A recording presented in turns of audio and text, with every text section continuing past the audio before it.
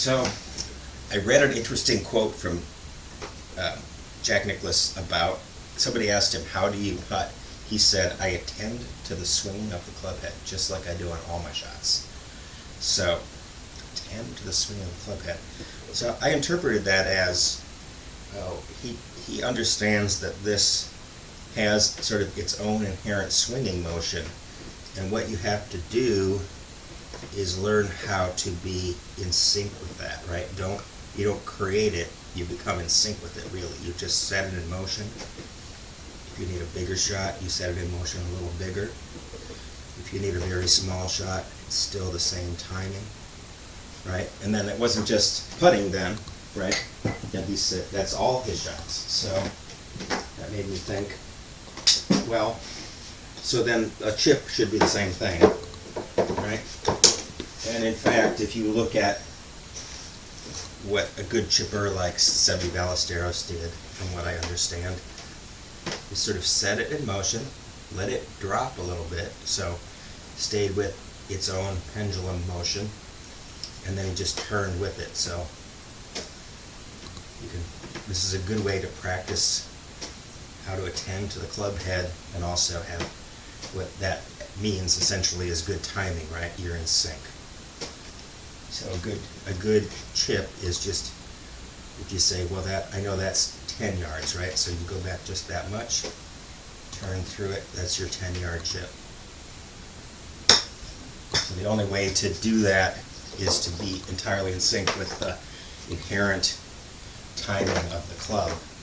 But then I thought, well, then if that's the case, it's got to be the case for everything, right? So if that's the case for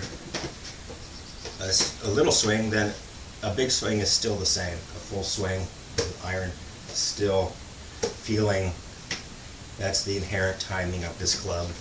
And then let's do an easy one. So just being right with it. So then you have almost everything.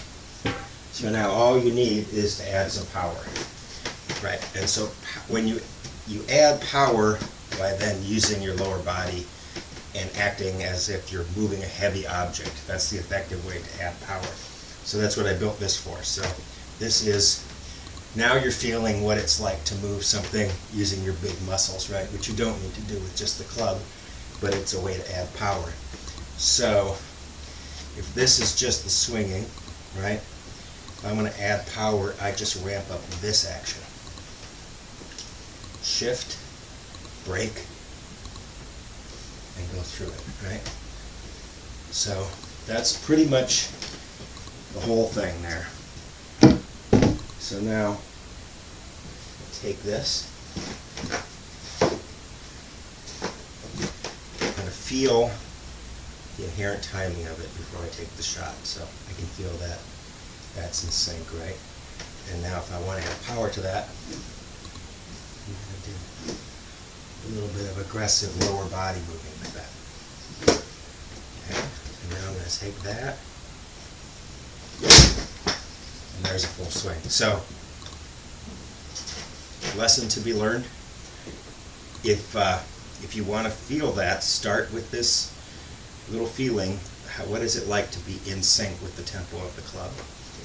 Work on some little chip shots where you stay in sync with that, just like that. And then just build that up, and then add some power to it. And that's kind of, every swing is really, from putter to driver to everything, is attending to the inherent tempo of whatever tool you're using. So, and also remember that you have to feel it for each tool, because it's not going to be the same. Unfortunately, golf would be more simple if we all of our clubs had the same timing, but they don't. If you watch the timing of these two clubs, you can see that the timing of the shorter club is faster.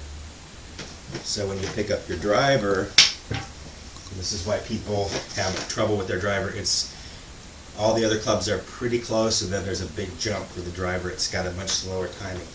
So when you pick up your driver, it should feel, if you watch Tiger's practice swings, he would get up with his driver, and he would take these couple long practice swings, and what he's doing is feeling this motion. He's feeling the timing of that club, and then when he goes up to swing, he just adds the power to it with the lower body. But he first thing he does is feel what is that inherent timing.